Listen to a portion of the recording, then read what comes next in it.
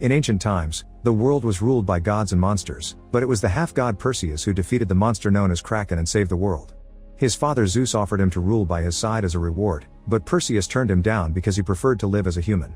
Eventually Perseus' wife died, but this didn't make him change his mind. He still lives as a simple fisherman and takes good care of his son Helios. One evening, Zeus visits Perseus to bring some bad news. The gods are losing their powers because humanity doesn't pray anymore. This means they can't keep the demons inside the gates of Tartarus anymore, and soon Cronus, the colossal titan and father of all gods, may escape and bring calamity to the world. Zeus wants Perseus to help them with this, but Perseus refuses because his priority is his son and he doesn't think he has enough power to make a difference anyway. After Zeus leaves, Perseus goes to bed and begins having nightmares about Cronus attacking his village and almost killing his son. Meanwhile, Zeus meets with his brother Poseidon and his son Ares, who isn't happy to hear Perseus isn't coming, considering him irresponsible. They travel to Tartarus to repair the walls, and there they come across Hades, who still hates his brothers Zeus and Poseidon for banishing him into the underworld. Because of this, Hades decides to betray his family and attacks by releasing fireballs and monsters. A fierce battle begins, but since the gods are weak, they can't fight at full power and Poseidon is heavily struck. Zeus is distracted by his brother's loss and Ares takes the chance to knock out Zeus to join Hades instead. Then Ares steals Zeus' thunderbolt to become more powerful. At that moment, a bunch of chimeras climbs out from the underworld to attack humans all over the world. Perseus sees one land in his village and rushes back to retrieve his sword to protect his home. The villagers gather around the crater the beast left, but soon the chimera comes back and causes everyone to run in fear. A chase begins through the village as Perseus tries his best to fight the monster and keep an eye out for his son. Whenever the chimera breathes fire, Perseus uses whatever he has at hand as a shield, and when he gets close enough he stabs any part of the beast he can reach. He ends up being knocked to the ground, but when the chimera is about to kill Helios, Perseus puts himself together and gets the chimera's attention on himself, causing it to get tangled in a bunch of chains. The monster begins running away and drags Perseus with it, and once they're outside the village, Perseus grabs the chains and tricks the creature into breathing fire, which causes the chimera to burn itself. Afterward, Perseus asks a healer to take care of his wounds and Helios to come with him to the Mount of Idols, a place where people used to worship the gods but nowadays is in ruins. They find Zeus' statue and start praying, but the one to show up is Poseidon, who barely managed to escape at the last second. He tells Perseus about the betrayal and that Zeus has been captured, so Perseus must find Poseidon's son Agenor, who is with Queen Andromeda, and together they shall look for the fallen god Hephaestus, who has the key to defeating Cronus. Then Poseidon asks Perseus to give his son his trident before he dies. In the meantime, Zeus is chained up in order for Tartarus to absorb his powers and use them to free Cronus. Ares uses the moment to explain he hates his father because he's always had clear favoritism for Perseus, who insulted the gods by preferring to live as a human. Cronus has promised Ares and Hades immortality if they free him, but Zeus thinks it's all a lie to get them on his side. Back in the village, Perseus finally accepts he needs to fight, so he says goodbye to Helios, who gives his father a dagger he made himself. Then Perseus calls for his black Pegasus, who takes him high in the sky. This allows him to find Queen Andromeda's armies, who are getting ready to fight near the entrance to the underworld. The archers attack Perseus when they see him fly by, but they quickly put their weapons down when they realize this is the hero that defeated the Kraken. While everyone kneels to him, Perseus reunites with Andromeda and tells her everything, including the fact they need to stop praying to Ares or they'll summon his presence. Andromeda accepts to help and takes Perseus to see Agenor, who is in jail for being a liar and a thief. Perseus explains the situation and Agenor turns him down, not wanting anything to do with the gods that abandoned him.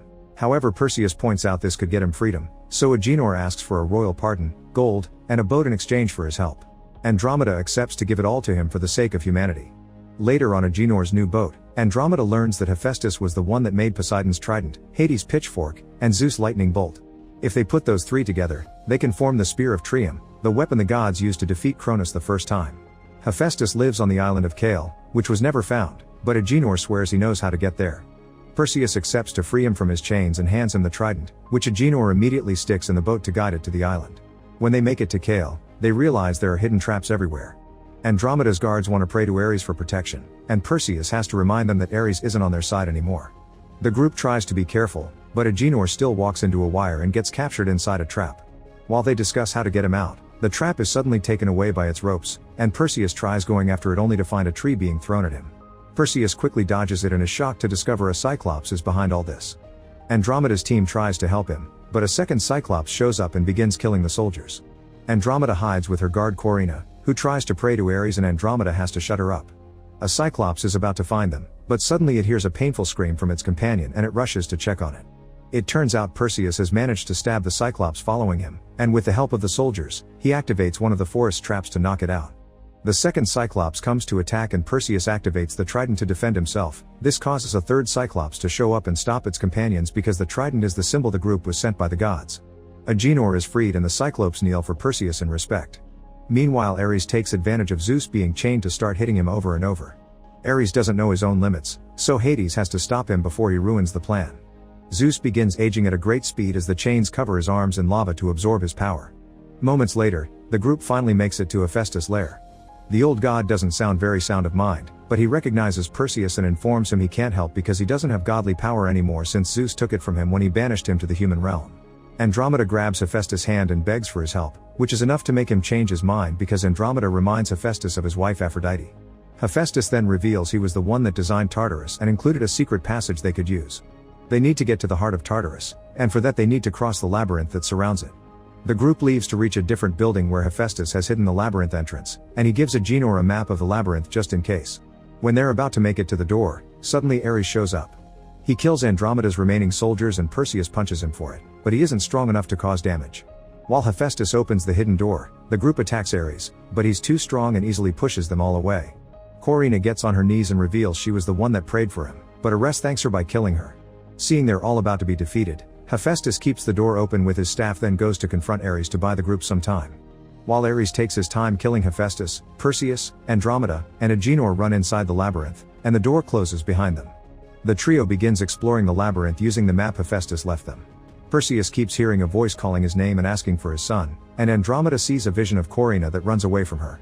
After lots of twists and turns, Agenor decides the map is useless and that they should follow his navigator instincts he got from his dad. At that moment, the walls start moving and closing paths around them, so the trio runs away before they get crushed. They reach an inner area of the labyrinth with giant moving rings that cause them to fall and get stuck between two walls. The semi-gods use their strength to get Andromeda out, and Agenor quickly follows, but Perseus falls again. In a dark corridor, Perseus finds Helios and has to remind himself he isn't real. He goes looking for his friends only to be suddenly attacked by a minotaur, who tries to stab him with its horns. A fierce fight begins and after lots of struggle, Perseus manages to push the minotaur into a wall to get its horns stuck. Perseus then begins beating him up, and when the horns break, the minotaur tries to use Helios' voice to ask for mercy, but Perseus kills it anyway. Since the minotaur was the protector of the labyrinth, now that it's dead a clear path opens for Perseus. He reunites with his friends and together they finally enter the heart of Tartarus. Meanwhile, Zeus apologizes to Hades for banishing him into the underworld and confesses he forgives Hades for capturing him now. Hades starts changing his mind since he's always wanted the approval of his family, but at that moment Ares shows up and attacks him to stop him from freeing Zeus. After exchanging a few hits, Hades grabs Ares and makes them fall into the abyss while Cronus finishes absorbing Zeus' power and finally starts waking up. The trio arrives and Perseus uses Poseidon's trident to free Zeus while Ares makes his way back up, ready to keep fighting. Andromeda and Agenor try to stop him to no avail, but suddenly Ares falls when Hades attacks him from behind with his pitchfork. The trio runs away with Zeus as Ares takes the pitchfork from Hades and throws it at Zeus, stabbing him in the back. Zeus uses this as an opportunity and puts together the pitchfork and the trident to make the group teleport out of Tartarus. Furious, Ares stabs Hades, then he checks the area to discover Perseus dropped Helios' gift. Minutes later, the group appears at Andromeda's camp, but Zeus doesn't have much time left. He tells Perseus that Ares has his lightning bolt, so they need to steal it and make the spear, which only Perseus can wield. The group makes a plan. Agenor, Andromeda, and her army will hold Cronus back while Perseus gets the bolt. He prays to Ares and asks him to meet him at the temple, which he reaches by flying on his Pegasus. The entrance to the underworld explodes and fireballs begin falling all over the area, bringing all kinds of monsters with them. The humans fight with all the weapons and strategies they can muster, but they won't be able to hold on for much longer.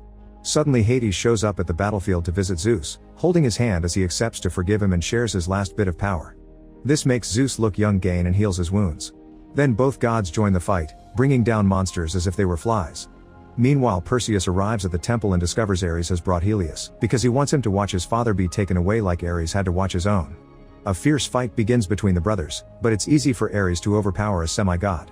When Ares is about to kill Perseus, Helios comes forward with his dad's sword, which distracts Ares. Perseus uses the chance to jump on his brother from behind and steal the lightning bolt, which he then uses to finally kill Ares. Now that he has the three weapons, Perseus puts them together to create the Spear of Trium. Meanwhile, Cronus finishes awakening and appears on the battlefield, so Hades and Zeus concentrate on attacking him. Their power is weak and can't do much, thus Cronus ignores them to start destroying the area instead, shooting lava all over the place. Perseus arrives on his Pegasus, but he can't come closer to strike because of all the raining lava. Hades and Zeus put their powers together to land a good hit on Cronus and give the chance Perseus to fly closer. This enrages Cronus and causes him to hit the land to send a powerful wave toward the gods. Zeus pushes Hades out of the way and puts up a force field, but he isn't strong enough and gets hit back. This distraction is enough for Perseus to dodge Cronus' last lava wave and flies directly into his mouth to stick the spear directly inside his body. The plan works and Cronus explodes until nothing but ash is left behind. The army celebrates and Andromeda is glad to see Perseus flying back alive. Afterward, Perseus reunites with Zeus, who mentions the era of gods is over and thanks Perseus for his help. Since Hades can't buy him any more time, Zeus dies in his son's arms.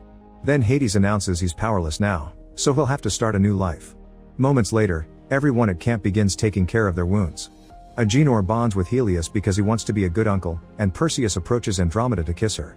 When father and son get a moment alone, Helios admits that after seeing war, being a fisherman doesn't seem so bad. However, Perseus wants him to be ready for the future and decides to pass on his legendary sword. Make sure to subscribe and turn on notifications so you can watch more videos like this. Thanks for watching.